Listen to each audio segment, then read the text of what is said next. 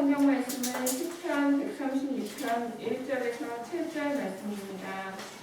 여호와께 감사하라. 그는 선하시며 그 인자하심이 영원하미로다.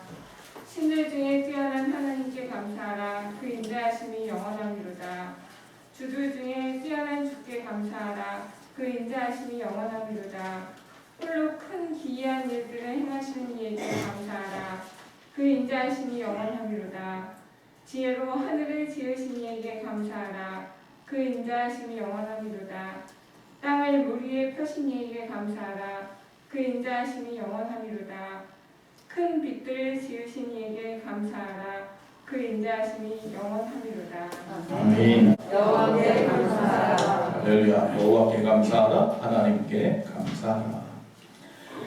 16세기 영국의 문학가 중에 조어데던이라고 하는 참 특이한 사람이, 이 사람 보면 그 당시에 유명한 기독교 인물들을 갖다가 한 사람 한 사람 조사해서 위인전을 쓴 사람이에요. 근데 그 사람들의 잘못된 점은 다 빼먹고 좋은 점만 부각시켜서 썼어요. 그래서 사람들을 드러낸 사람이에요. 16세기 때. 근데 이분이 막 종교개혁 일어난 이후에 나라적으로 어지러워지니까 영국에서 산속으로 들어가 버리고 숲속으로 들어가 버리고, 그래서 호숫가에 가서 낚시를 해요. 몇 년을 낚시를 하면서 보내면서 낚시하는 이야기 쓰는 거예요. 그 책을 썼는데, 그래서 그 낚시하는 분들에게 있어서는 최고의 인문학 책이 되기도 했어요. 제가 또 딴소리를 안 해요. 어쨌든 그분이, 그 웰튼이라고 하는 그분이 쓴 책에 보면 이런 얘기가 있어요. 하나님이 거하시는 곳이 두 군데가 있답니다. 하나는 하늘나라, 저 천국이고, 하나는 감사하는 사람들의 마음이다 그랬습니다. 할렐루야. 여러분 감사하십니까? 그러면 여러분 마음에 하나님이 계시는 줄로 믿습니다. 여러분 잘 아는 사람, 또 시인, 인도의 타고르라고 하는 시인이 있어요. 그렇죠? 우리나라하고 좀 연관이 있는 분이죠. 근데 그분이 쓴 시에 보면 이런 내용이 있습니다. 감사의 분량이 곧 행복의 분량이라.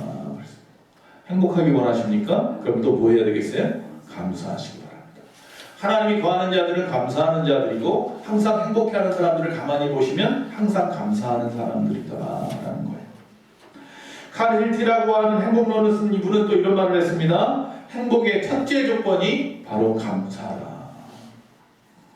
근데 얼마나 감사하십니까? 저부터 시작해서 한 주간 우리 살아온 시간들을 한번 돌아보세요. 얼마나 감사했습니까? 비록 우리의 삶 속에 어려움도 힘든 일도 많이 있었지만 감사했습니까? 그럼에도 불구하고 오늘 예배 전에 나와서 잠시 머리를 숙여 하나님 앞에 기도할 때 항상 그 마음속에 하나님 감사합니다로 시작했습니까? 얼마나 감사하셨습니까? 성경에서도 사도 요한이 이야기합니다. 범사에 뭐 하라고요? 감사하라. 이것은 하나님의 우리를 향하신 뜻이라 그랬습니다. 하나님의 뜻이 뭐냐면요, 우리가 범사에 뭐 하는 거예요? 감사하는 삶을 사는 거예요. 특별히 올해처럼, 아니 지난 한 2, 3년 동안 코로나로 인하여서, 또 우크라이나 러시아 전쟁을 통하여서 많은 사람들이 고난 중에 시달립니다. 당장 금리가 뛰고, 당장 또 유가가 뛰고, 당장 우리의 삶의 모든 질들이 떨어지고 어려워지고 불안해지고, 남북 간의 전쟁의 소문이 오고 가고, 요 며칠 동안에 북한이 쏘아 올린 그 미사일만 해도 수천억이라고 하는데, 몇 년 동안 자기 나라 사람들 먹을 수 있을 만큼의 밀을 살 수 있을 정도의 돈을 갖다가 하늘에다 그냥 쏴버렸어요. 불안하잖아요. 우리는 잘 못 느끼는데 세상 사람들은 한국을 보고 전쟁 터질 것처럼 바라보는데 우리는 별로 모르고 태평하죠. 그러니까 감사하지 못해요. 이처럼 시험에 좋은 성적을 받거나 취업을 하거나 사업이 잘 되거나 하면 감사할 수 있습니다. 그런데 이처럼 잘 되지 아니하고 불안하고 어지럽고 힘들고 그러면 감사하기라는 것은 참 쉽지 않습니다.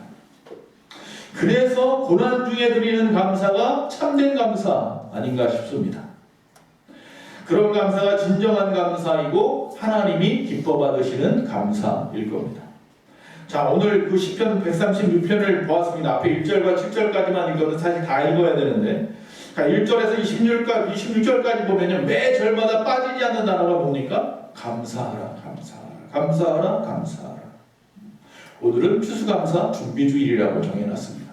다음 주가 추수감사 주일입니다. 올 한 해 하나님의 도우심에 감사하는, 여러분의 모든 것을 가지고 하나님 앞에 감사를 올리는 복된 날입니다. 그날을 준비하기 위해서 마음으로 준비하고 기도로 준비하기 위해서 오늘 준비주일이라 하고 오늘도 역시 감사의 말씀을 전하고 있는 것입니다. 자, 오늘 특별히 136편 시편 말씀은요, 이스라엘의 3대 절기 때마다 불리우는 찬송입니다. 이스라엘에는 뭐 절기가 많이 있지만 그 중에 3대 절기가 있습니다. 하나는 유월절.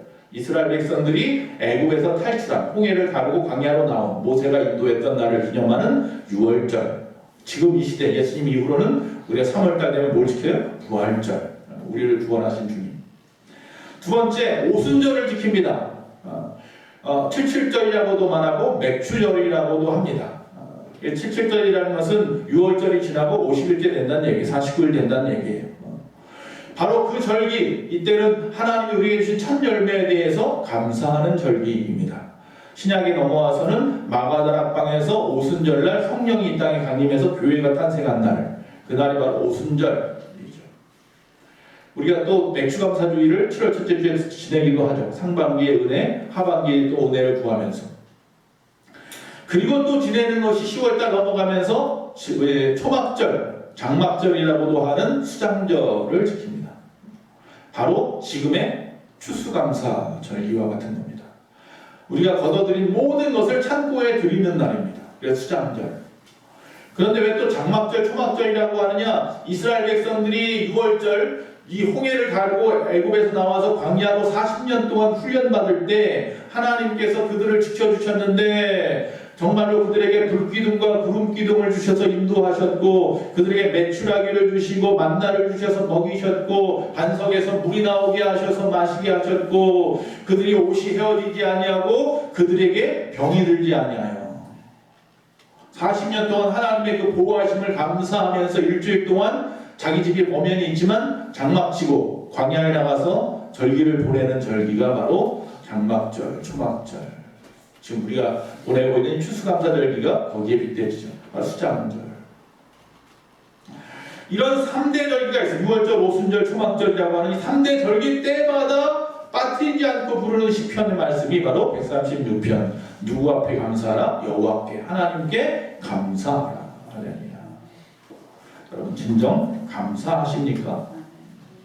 자, 오늘 시편 속에서는 하나님께 감사하라 명확한 대상이 나와 있어요. 아, 하나님 앞에 감사하는 거구나. 감사합니다, 감사합니다. 누구에게? 하나님 앞에 감사하는 거구나. 자, 그럼 도대체 어떤 이유 때문에 하나님 앞에 감사하라고 말하느냐? 크게 몇 가지를 갖다가 오늘 말씀 들어서 찾아보려고 합니다. 첫 번째, 하나님의 그 선하심과 인자하심 때문에 감사하라고 말합니다. 하나님의 성품, 하나님의 속성.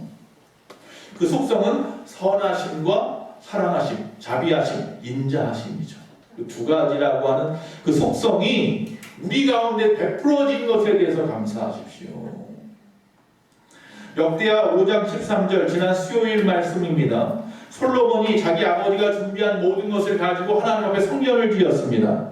왕이 된 지 7년 만에 성전이 봉헌되었습니다. 그리고 11개월을 기다렸다가 바로 수장절이 되어서야 하나님 앞에 성전 봉헌식을 올렸습니다. 일부러 절기에 맞추어서 11개월 동안 성전이 지어졌는데도 불구하고 들어가지도 못하고 거기서 예배도 못 드리고 기다리는 이스라엘 백성들이 얼마나 간절했겠어요. 그러다가 드디어 수장절이 되어서 어깨에다가 제사장들이 법궤를 메고 성전에 들어가 지성소에 안착하자 거기에 하나님의 구름이 가득하였더라. 그래요. 그 말씀을 한번 읽어봅니다. 나팔 부는 자와 노래하는 자들이 일제히 소리를 내어 여호와를 찬송하며 감사하는데 나팔 불고 재금치고 모든 악기를 울리며 소리를 높여 여호와를 찬송하여 이르되 선하시도다 그의 자비하심이 영원히 있도다 하매 그때 여호와의 전에 구름이 가득한지라. 할렐루야. 그래서 지난주에 말씀을 나눴습니다. 하나님의 임재를 구하십니까? 하나님이 함께하기 원합니까? 임마누엘 하시는 하나님, 그분이 성전에 임하셨을 때에 나타난 현상 세 가지 이야기했어요. 하나는 뭐였어요? 연합했다 그랬죠. 연합했다. 온 백성 제사장들과 왕과 모든 사람이 전부 성전에 다 모여 연합했어요. 우리 교회도 연합해야 됩니다. 하나님이 주님을 우리 교회 머리 삼으셨고요. 여러분 각자 온 지체로 삼으셨단 말이에요. 인간의 몸에 비유해서. 그런데 여러분이 어떤 분은 팔의 역할을 하고 어떤 분은 귀의 역할을 하는데 거룩한 주일날 귀가 안 나왔네. 거룩한 주일날 눈이 안 나왔네. 거룩한 주일날 손이 안 나왔네. 그러면 온전한 모습입니까? 불완전한 모습입니다. 여러분이 온전해야 됩니다. 우리 교회가 온전해지는 방법, 여러분이 연합하는 겁니다. 할렐루야. 할렐루야. 모이게 힘쓰는 자들 되시기 바랍니다. 그리고 또 두 번째 말씀드렸습니다. 열정, 열망이 있다고 했잖아요. 그들이 간절했잖아요. 힘을 다했잖아요. 뜨겁게 하나님 앞에 찬양하고 말이죠. 모여서 간절한 바람이 있는 곳에 여기 이렇게 모여 앉아있는데 앉아있는 모습이 정말로 주님을 만나겠다는 열정과 열망으로 모였는지 아니면 그냥 어떤 자존심 때문에 체면 때문에 어쩔 수 없이 등 떠밀려 앉아있는지. 세 번째, 감사죠. 바로 오늘 말씀처럼 이들이 뭘 찬양했다고요? 하나님의 선하심과 인자하심을 찬양했다고요. 감사의 찬양을 올려드렸다고요. 감사하는 곳에 주님이 임하십니다. 자, 여기서 두 가지 선하심과 인자하심에 대한 이야기를 했어요. 성경 말씀에 보니까. 자, 시편에도 그렇고 오늘 시편 136편에도 그렇고 역대하 5장에도 마찬가지고 하나님 앞에 어떤 찬송을 올렸느냐? 하나님의 그 선하심과 인자하심에 대해서 감사하는 찬송을 올렸더라. 하나님은 선하십니다. 완전한 선은 오직 하나님에게만 있습니다. 그래서 우리가 이 땅에 그 누구도 완전한 선이 없기 때문에 착한 일을 해서 천국 갈 수 없습니다. 우리가 아무리 착한 일을 해도 우리는 항상 악하기 때문입니다. 그래서 하나님께서 이 땅에 새로운 법, 성령의 법, 생명의 법을 줬는데 예수 그리스도를 이 땅에 보내주셔서 그분을 믿음으로만 구원받게 하시는 거죠. 주여, 자꾸 말씀이 원고에서 벗어나고 있습니다. 말씀이 길어질 것 같아서 제가 다시 자중합니다. 자, 하나님은 선하십니다. 선하신 하나님, 그 하나님만이 모든 악의 세력을 물리칠 수 있습니다. 하나님은 인자하십니다. 즉 사랑이 넘치는 분이십니다. 자, 인자라고 하는 말을 썼을 때 그 말은 하나님의 약속이 변함없으시다는 이야기입니다. 하나님이 우리를 사랑하심으로 우리와 맺었던 모든 약속들의 변함없음을 이야기하는 것입니다. 아브라함과 이삭과 야곱의 하나님이 곧 우리 하나님이라는 이야기는 아브라함과 맺었던 언약, 야곱과 맺었던 언약, 이삭과 맺었던 모든 언약이 곧 우리와도 한계가 있음을 이야기하는 겁니다. 그 모든 약속은 복을 내려주신다는 거예요. 복되신 주님. 문제는 뭐냐면 그 약속의 복을 받을 준비가 우리에게 되어 있느냐는 거죠. 모두에게 주었지만 그것을 받는 사람이 있고 받지 못하는 사람이 있어요. 그것은 이스라엘 백성들처럼 하나님의 약속을 지키지 못하면 빼앗길 수 있습니다. 이방인에게 넘어갔잖아요. 그 복이. 하나님을 배반하면, 배신하면, 거역하면 빼앗길 수 있습니다. 하나님의 품을 떠나면 받을 수 없습니다. 즉 죄 짓고 타락했을 때 그 하나님이 우리에게 베푸신 모든 약속의 언약의 그 복은 받을 수 없습니다. 그래서 하나님은 우리에게 사랑의 매를 내기도 합니다. 채찍을 내기도 합니다. 여러분, 채찍을 맞고 있다면 감사하십시오. 아직 나를 하나님께서 아들 삼으시고 자녀 삼으셨구나. 그렇게 생각하고 계시는 거예요. 남의 집 애를 왜 때리겠습니까? 내 아들이고 내 딸이니까 때리는 거죠. 그러나 또 중요한 것은 하나님은 그렇게 사랑의 매를 되었을 때에 우리가 회개하면, 잘못했어요 아버지 하면 금방 또 그 품에 안아주시는 분인 줄로 믿습니다. 그래서 하나님은 어떤 분이에요? 사랑의 하나님. 우리 아버지시기 때문에 그래요. 이스라엘 백성들이 홍해를 건너고 넘어왔습니다. 그럴 때 그들에게 하나님께서 그냥 놔두지 아니하시고 광야 내내 모로 불기둥과 구름기둥으로 인도해 주셨습니다. 낮에는 뜨거운 때약볕이 내릴 때입니다. 그래서 구름기둥으로. 밤에는 또 너무너무 추워요. 그래서 불기둥으로 그곳에 하나님의 인자하심을 보여주셨습니다. 즉 우리를 지키시고 인도하시는 분이 하나님입니다. 사랑의 하나님은 그런 분입니다.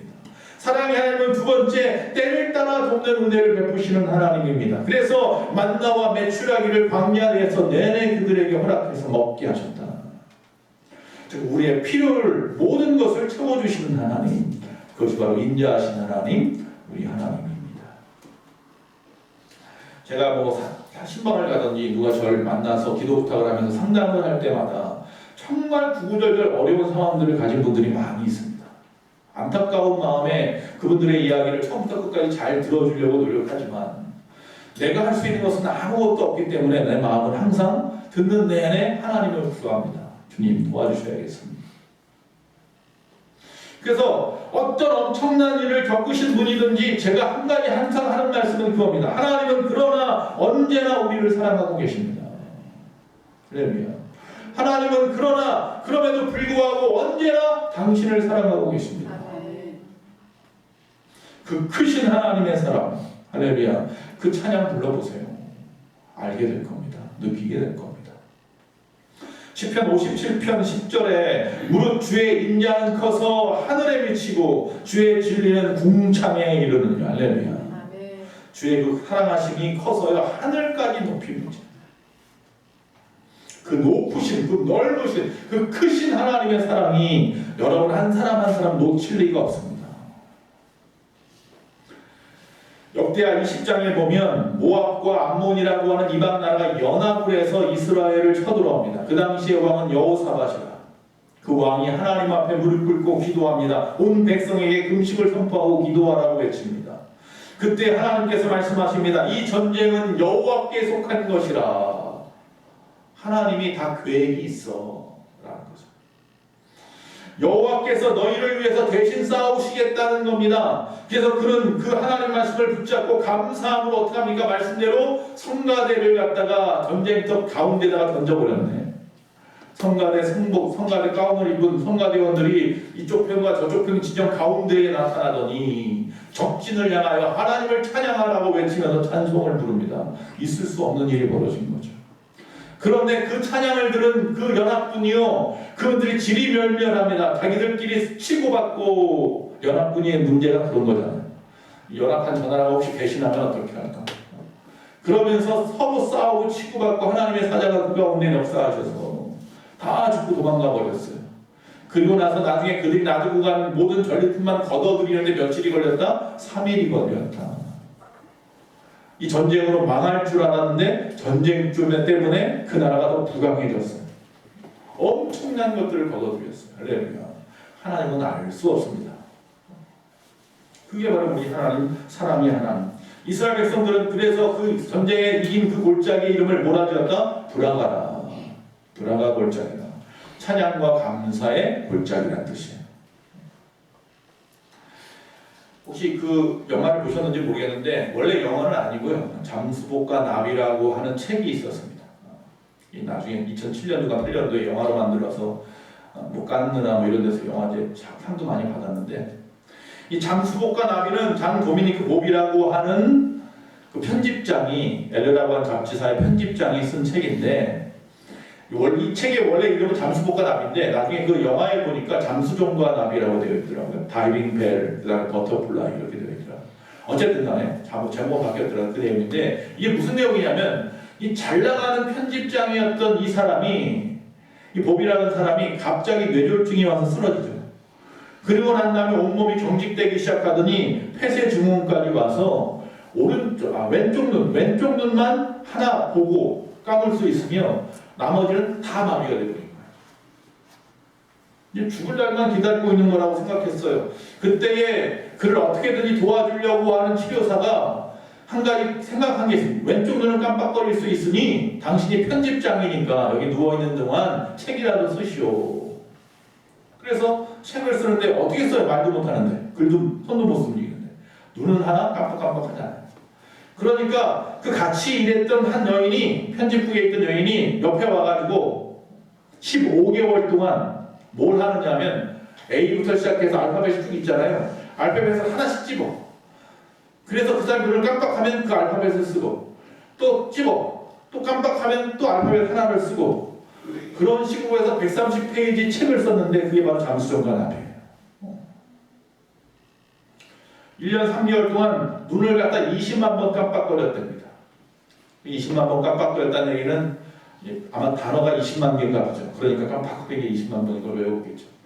어쨌든 간에 20만 번 깜빡거려 15개월 만에 책을 하나 썼어요. 뭐 다른 내용이 아니에요. 자기의 그 일대기예요. 자기가 살아온 이야기들이에요. 그러면서 그런 얘기죠. 그의 몸은 완전히 물속에 갇혀있는, 즉 잠수복 속에 갇혀있는 몸처럼 움직이지도 못하고 있는데 그런데 내 영혼은, 그의 영혼은 나비처럼 날아다닌다라는 이야기예요. 영혼만은 자유하다라는 얘기예요. 근데 그분이 그 책을 쓰면 머릿말에 뭐라고 말하냐면 이렇게 씁니다. 나의 간절한 소원이 하나 있습니다. 그것은 내 목에 고이다 못해 흘러내리는 침을 삼키는 일입니다. 이게 목이 자기 마음대로 안 되니까 침이 생기는데 넘기질 못하니까 얼마나 답답하겠어요. 그래서 꿀꺽하고 그 침 좀 넘겼으면 좋겠다는 거예요. 그게 그의 지금 간절한 소원이죠. 여러분, 내가 이 침만 하나 넘겨도 정말 평생 정말 행복하겠다고 하는 사람도 있습니다. 저와 여러분은 참 행복한 사람입니다. 옆 사람 앞에 고백합시다. 나는 행복한 사람입니다. 그런데 이렇게 건강한 몸을 우리에게 주셨고 우리의 놀라운 것들을 베푸신 그 하나님 앞에 우리는 얼마나 감사하며 살아가고 있느냐. 두 번째, 그 선하심과 그 사랑하심의 하나님 앞에 그 성품 앞에 감사하고, 두 번째, 창조주이심에 감사한다. 창세기 1장 1절, 태초에 하나님이 천지를 어떻게 했다고요? 창조하셨느니라. 할렐루야. 누구의 도움도 없이 하나님의 지혜와 그 말씀으로 세상을 창조하셨느니라. 그런데 이 온 우주, 말씀으로 창조하셨다고 하는 온 우주가 너무나 정밀해서, 너무나 완벽해서, 너무나 아름다워서 그 세상을 바라보면 누구나 하나님을 알고 발견하게 된다고 했어요. 그게 일반 계시라고 하죠. 일반 계시. 하나님은 우리에게 특별한 계시와 일반 계시를 주셨는데 온 자연 우주를 바라보면서 하나님의 살아계심을 우리가 계시 드러나게 하셨고, 또 하나는 하나님의 이 말씀 성경 66권을 통해서 당신을 드러내 보이셨고, 그건 특별 계시고. 그 창조주 하나님을 여러분은 느끼십니까? 요새 가을이잖아요. 얼마나 아름답습니까?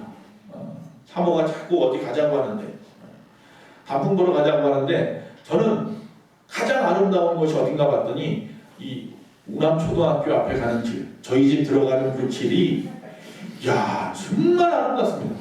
아십니까? 아멘이 아니라 진짜예요. 그냥 억지로 아멘하는 것 같아요. 아멘이 아니라 진짜예요. 진짜 아름다운 길이에요. 아마 세계 100선 같은 데 내놨으면, CNN이 선정한 아름다운 길 이래서 안 내놨으면 좋겠어요. 거기다가 요새요, 저 그거 세울 때 막 속으로 욕했어요. 왜냐면 그 좁은 길에다가 펜스를 하나 다 세워놨잖아요. 어린이 보호구역이라서 펜스를 세워놨어요. 길 요거밖에 안 되는데 펜스를 세워놔가 더 좁아졌단 말이에요. 근데 펜스를 전부 다 노란색으로 다 칠해놨는데 더 예뻐졌어, 길이. 그것 때문에. 울긋불긋한데 펜스가 양쪽으로 쫙 있는데 노란색으로, 지금 많이 어제 비가 와가지고 많이 떨어져가지고 지금 보면 별로 멋은 없을지 모르겠는데 한번 지나가면서 슬쩍 보세요. 저희 집 옆에 5단지 6단지 사시는 분들은 보기 그거 맨날 보니까 정말 놀랍지 않습니까? 나뭇잎알 색깔이 변하는데 시꺼멓게 변하는 게 아니라 울긋불긋하게 변해가지고 빨갛게 노랗게 아름답게 말이죠. 또 그거 다 떨어지면 낭상한 가지 볼품 없을까봐 하나님이 눈을 내리실 때는요, 그 눈꽃이 또 얼마나 예쁜지. 1년 365일 하루하루 쉼없이 돌아가는 우주 모든 삼라만성이 정밀하게 그러나 또 아름답게 하나님 그렇게 우주를 창조하셨어요. 그런데 그 모든 창조의 절정이 뭡니까? 뭐예요? 바로 여러분, 저와 여러분. 하나님이 천지를 창조하시고 맨 마지막에 뭘 만들었어요? 그 절정으로 인간을 만드셨어요. 그 만들어 놓은 그 온 우주에 인간을 던져 놓으셨어요. 인간을 위해서 세상을 창조하신 거예요. 할렐루야. 위대하신 분이 여기 앉아 계십니다. 하나님이 가장 사랑하시는 분들이 여기 계십니다. 그건 우리만의 이야기가 아니라 의사들이 그런데, 의사들이 수술을 하거나 이럴 때가 되면 놀란다는 거예요.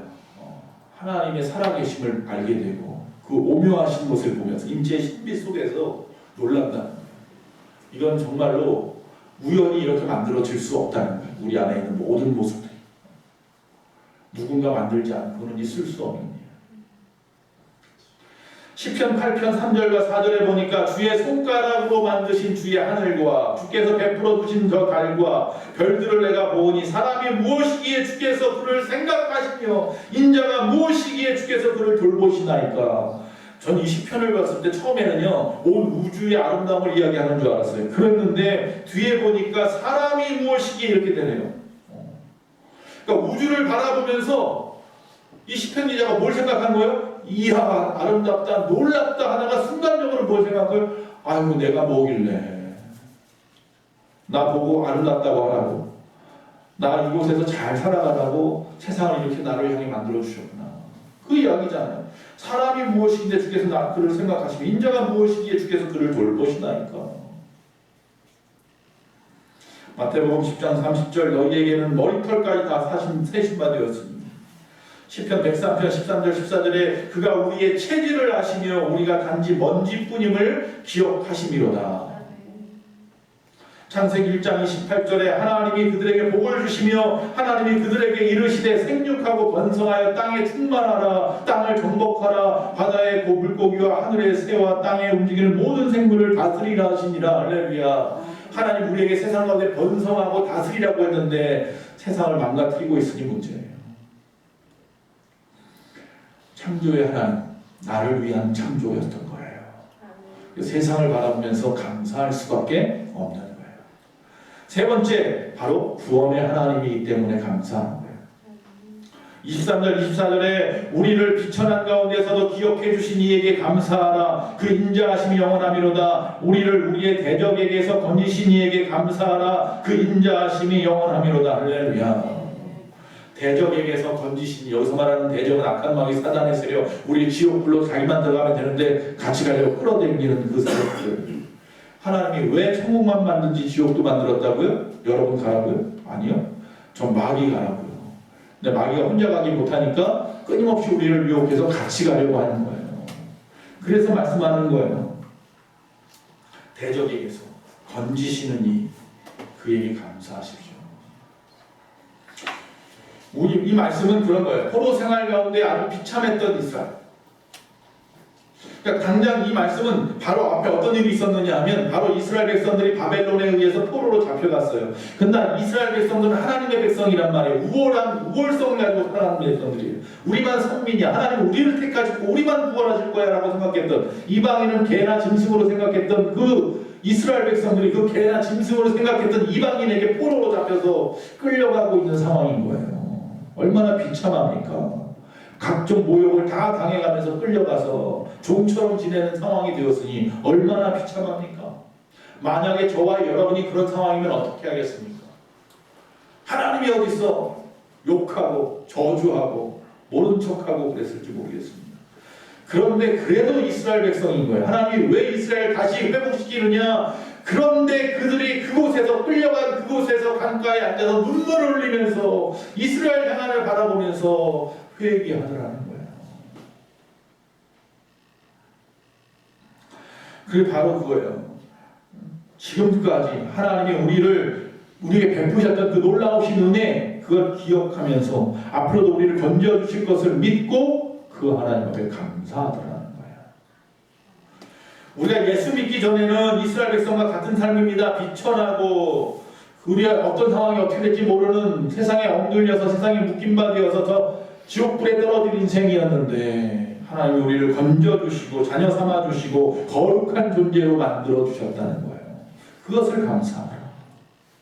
골로새서 1장 13절 14절 그가 우리를 흑암의 권세에서 건져내사 그의 사랑의 아들의 나라로 옮기셨으니 그 아들 안에서 우리가 승리한 곧 죄사함을 얻었도다. 할렐루야.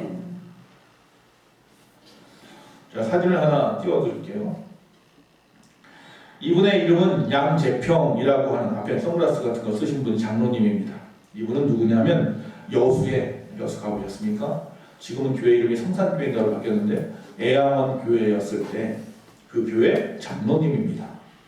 이게 무슨 교회입니까? 한센시병을 가진 사람들이 모여 사는 소록도 이야기입니다. 이분이 15살에 한센병에 걸렸어요. 그래서 어쩔 수 없이 이곳으로 보내졌어요. 그리고 여기서 살면서 한센병에 걸린 부인과 결혼을 했고, 그런데 26살이 되어서 실명까지 하게 되었어요. 그 병 때문에 앞을 못 보게 되었어요. 그의 부모님은 6.25가 터지는 바람에 결국 공산국에 의해서 학살을 당했고, 이제 혼자 고아가 되어서 이곳에서 살아가는데, 그런데 이곳에서 그가 하는 일이 하나 있어요. 자기도 이 병에 걸려 있으면서 끊임없이 매일같이 하루도 쉬지 않고 이 환자의 집을 다 돌아다니면서 방문하면서 그들의 말을 들어주고 그들을 위해서 기도하는 일을, 신방하는 일을 평생 하신 분이에요. 그래서 그가 돌본 환자만 1000명이었다고 합니다. 1000명이 넘는 환자들을 평생 돌보면서 그곳에서 지냈던 장로님이 바로 이런 분이 장로님이어야죠. 근데 그분이 마지막에 돌아가시 전에 이런 이야기를 했습니다. 한센병에 걸린 것은 하나님이 나를 구체적으로 사랑하시는 은혜였습니다. 왜 병에 걸린 게 은혜였을까? 만약에 이런 병에 내가 걸리지 않았더라면 나는 하나님 앞에 돌아서지 않았을 것입니다. 만약에 내가 한센병에 걸리지 않았다면 혹시 나는 공부를 잘했으니 판검사가 되어서 누구를 벌 주고 재판하는 일을 했을지도 모릅니다. 그러나 이렇게 한센병에 걸리는 바람에 죄짓지 않고 남을 위해 봉사하면서 살 수 있으니 너무나 행복합니다. 더욱 감사한 것은 이렇게 보잘것없는 죄인이 구원받아서 하나님의 나라도 갈 수 있게 되었다는 것입니다. 이런 생각을 하다 보면 제가 이 병에 걸린 것이 얼마나 다행인지 모릅니다. 하나님이 천지를 지으시고 보시기에 좋았더라 라고 하셨으니 병든 나도 얼마나 보시기에 좋았으면 이제 새하늘과 새 땅에 소망만 남았으니 행복합니다. 할렐루야. 우리는 우리가 잃어버린 것 때문에 불평하는데 이분은 우리가 이미 잃어버린 것보다 그보다 이미 받은 은혜가 더 커서 자꾸 남하고 비교하면 감사할 수 없는데 오직 하나님 앞에 비춰진 나만 바라보니 감사할 것이 넘치더라는 거죠. 네 번째, 우리는 나를 돌보시는 그 하나님 앞에 감사해야 합니다. 25절 모든 육체에게 먹을 것을 주신 이에게 감사하라. 그 인자하심이 영원함이로다. 네. 모든 육체에게 하나님은 먹을 것을 주셨답니다. 근데 왜 세상에 그 많은 사람들이 굶어서 죽고 기아로 호덕입니까? 하나님이 베푸신 그 모든 것을 자기 것인 양 가지고 있는 사람들 때문입니다. 나중에 마지막 때 그 사람들 어떻게 될지, 하나님이 어떻게 생각할지, 우리 여러분 저부터 생각할 때 이 말을 딱 듣는 순간 여러분은 뭐 무슨 대그룹, 대기업, 아니 무슨 뭐 권력 같은 사람들만 뭐 어떻게 번뜩번뜩했다면 그건 잘못된 생각입니다. 바로 저와 여러분 이야기입니다. 하나님이 나에게 주신 것 이거요. 나만 잘 먹고 잘 살라고 준 건 절대로 아닙니다. 이거 가지고 흘려보내라고 주신 겁니다. 그 움켜쥐고 나만 먹고 살겠다고 바둥바둥거리다 보면 입 빠진 독이에요. 끊임없이 헤어나야 하나님이 부어주시는 것이 없으니 새어나갈 것밖에 없는 거예요. 그러다 보면 하나님께서 우리를 구원하실 뿐만 아니라 우리를 먹이시고 입히시고 또한 우리를 일생 인도하시고 우리가 세상에 흘려보내는 복을 받아 누리게 하려고 하는 하나님의 놀라우신 은혜를 기억해야 합니다. 시편 145편 15절 16절 모든 사람의 눈이 주를 앙망하오니 주는 때를 따라 그들에게 먹을 것을 주시며 손을 펴사 모든 생물의 소원을 만족하게 하시나이다. 마태복음 6장 26절 공중의 새를 보라 심지도 않고 거두지도 않고 창고에 모아들이지도 아니하되 너희 하늘 아버지께서 기르시나니 너희는 이것들보다 귀하지 아니하느냐. 우리 잘 아는 시편 23편 1절 여호와는 나의 목자신 내게 뭐예요? 부족함이 없다. 말씀을 마치면서 1915년부터 95년 동안 이 땅에서 장수했던 한 여인이 그 여인은 그런데 앞을 못 보는 맹인이에요. 근데 이분은 찬송시를 쓰는 일을 했어요. 평생을 통하여 찬송시만 썼어요. 하나님을 찬송하는 시만 썼어요. 그분의 찬송시가 여러분이 가지고 있는 찬송가에만 해도 수십 편입니다. 하루는 이분이 배가 고팠어요. 이 찬송시를 많이 썼지만 그게 돈이 되지는 않았던 거예요. 배가 고파서 하나님 앞에 기도합니다. 하나님 나에게 지금 5불이 있어야 됩니다. 5불이면 그 당시 돈으로 10만 원 정도 된다. 당장 이 5불이 있어야 지금 이 어려움을 극복할 것 같습니다. 하나님 나에게 5불을 주세요. 그 말을 하고 기도를 마치고 난 예수 이름으로 기도합니다. 아멘 했는데 누가 문을 딱 열었더니 한 나이가 지긋한 여인이 들어옵니다. 그러면서 그럽니다. 당신의 그 찬송시를 내가 보고서 읽고서 너무나 감격하고 은혜를 받아서 당신과 잠깐이라도 얘기 한마디 하고 싶어서 왔습니다. 그래서 들어와서 자기의 이런저런 이야기들을 하고 또 이 여인은 또 자기의 그런 은혜를 또 이야기하고 서로 그런 이야기 한 30분 동안 오고 왔어요. 그러고 나서 그 여인이 감사합니다 하고 돌아서면서 그 손에다 딱 집어주는데 얼마일까요? 5불을 손에다 딱 집어주고 그 5불을 딱 보는 순간에 그 마음에 막 전율이 오더라는 거예요. 언제가 TV에 보니까 이 전율을 자꾸 느끼랍니다. 그러면 대머리를 극복할 수 있답니다. 그런 얘기를 하더라고요. 그래서 저도 요새 소름 끼치는 일이 좀 많았으면 좋겠어요. 피부가 소름이 끼치면 대머리를 극복할 수 있다. 자, 어쨌든 간에 이분이 쓴 찬송이 바로 찬송가 384장이에요. 나의 갈 길 다 가더라. 그래. 이 5불 때문에 쓴 찬송시가 지금 이 시간에도 여러분과 제가 부르고 있는 거예요. 나의 갈 길 다 가도록.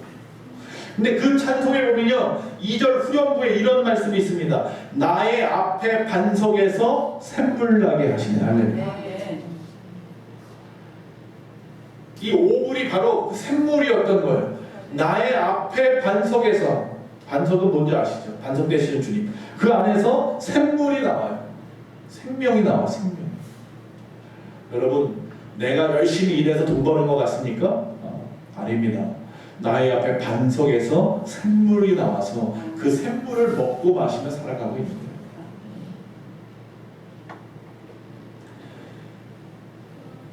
백주년 2년간 그 교회 담임 목사님, 지금 원로인데 그 목사 이자철 목사님이 쓴 책 중에 보면 회복의 목회라는 책이 있습니다.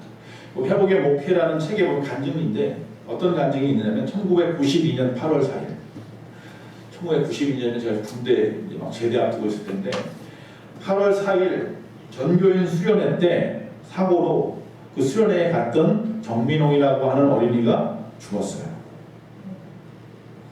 근데 모든 수련회가 엉망이 됐겠죠. 아이가 죽었어요. 수련회 하다가 다쳐서. 근데 그 사고로 인해서 아이가 죽어서 엉망이 된 그런 분위기 속에서 그냥 끝났어요. 수련회가 그냥 끝나버렸어요. 아이가 죽어서. 많은 사람들이 비판하기 시작합니다. 말하기 좋아하는 사람들이 신문이나 이런 데 올려놓고 말이죠. 한국 교회의 수련회 안전에 대해서 막 이야기를 하고 이번 이태원 사건처럼 누구를 또 비판하기 시작하고 누구를 정죄하기 시작했습니다.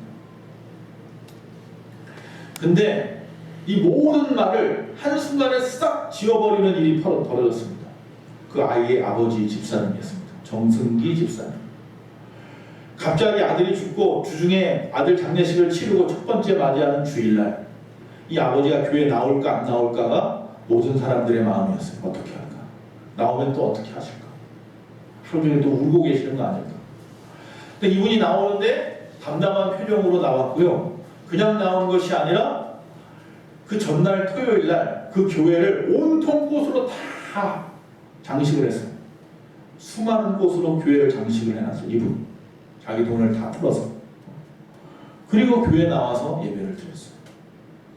그리고 나서 이재철 목사님이 그 분을 앞에 잠깐 시간을 달라고 해서 시간을 줬어요. 앞에 딱 섰어요. 서서 이런 이야기를 합니다. 하나님 앞에 나는 아이의 장례식을 치르면서 5가지를 감사했습니다. 첫째는 우리 민홍이가 모태에서부터 예수를 믿게 하시고 그래도 유아 세례를 받게 하신 것을 감사합니다. 세례 받고 가니 감사합니다. 다음 주에 우리 유찬이 세례 받는데 두 번째 감사한 것은 이 세상의 죄악과 탐욕에 더 오염되어지기 전에 순결한 영혼일 때에 하나님이 불러가시니 감사합니다. 세 번째는 끔찍한 사고로 인하여 죽었지만 말씀을 배우는 자리에서 천국으로 불러가시니 감사합니다. 세상에 있을 때 죽은 것이 아니라 세상에서 죄 짓다가 죽은 게 아니라 하나님의 말씀 듣다가 그런 일이 벌어졌으니 감사합니다. 네 번째, 민홍이의 그 빈자리가 당장 공허해 보이고 슬프겠지만 하나님께서 감당할 시험밖에는 두시지 않는다고 하셨으니 이 빈자리를 하나님의 은총으로 분명히 채워주실 것을 믿고 감사합니다. 다섯 번째, 사고 후에 우리 교회 교인들이 끊임없이 자신에게 보여주었던 사랑과 위로에 대해서 감사합니다. 할렐루야. 그리고 하나님 앞에 영광 돌리면서 많은 사람들이 일어나서 박수치고 그리고 하나님의 말씀을 전한다라는 얘기합니다. 그런데 그 후에 하나님께서는 그 가족의 그 빈자리를 새로운 아들과 딸을 주셔서 채워주셨답니다. 마치 욥에게 자녀들을 베풀어서 여러분, 여러분의 감사가 어떤 감사입니까? 그런 감사를 뭐라고 하는 줄 아십니까? 절대 감사라고 합니다. 절대 감사. 그냥 자신이 판단하고 어떤 상황일 때는 감사, 어느 상황일 때 불평하고가 아니라 어떤 상황에서든지 감사하는 감사를 절대 감사라고 합니다. 이 정승기 집사님과 여러분하고 입장을 바꿔놓고 생각해 보세요. 그런 상황이었을 때 나는 감사하면서 주일날 교회에 나올 수 있을지. 우리도 그래서 지금까지 베풀어 주신 하나님의 은혜를 생각하라고 여러분에게 감사 편지, 감사의 내용, 감사 기도 제목이라도 쓰라고 그 쪽지 하나씩 나눠드리는 거예요. 오늘도 좋고요. 다음 주까지 쓰셔서 가져오시면 저 뒤에 있는 것을 다 떼어내고 새로운 것을 달 겁니다. 여러분, 저 뒤에 있는 거요. 제가 순간순간마다 지나가면서 가끔씩 보면서 읽으면서 기도하고 있어요. 1년 동안 기도한 내용들이에요. 여러분들이 저 뒤에 붙여놓는 건 아무것도 아니라고 생각하지 마시고 꼭 써오시든지 써주십시오.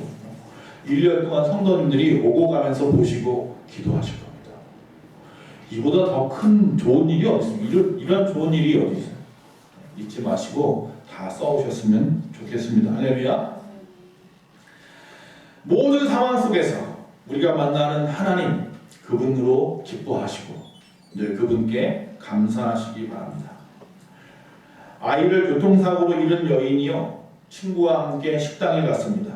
그런데 옆에 테이블에서 아이들이 엄마 아빠와 같이 왔는데 그 아이들이 자꾸 장난을 치고 떠드는 거예요. 엄마가 옆에 사람들이 자꾸 눈치 주는 것 같으니까 창피해서 그 아이를 향하여 주먹으로 꿀박는 데 때리면서 너 때문에 못 살겠다.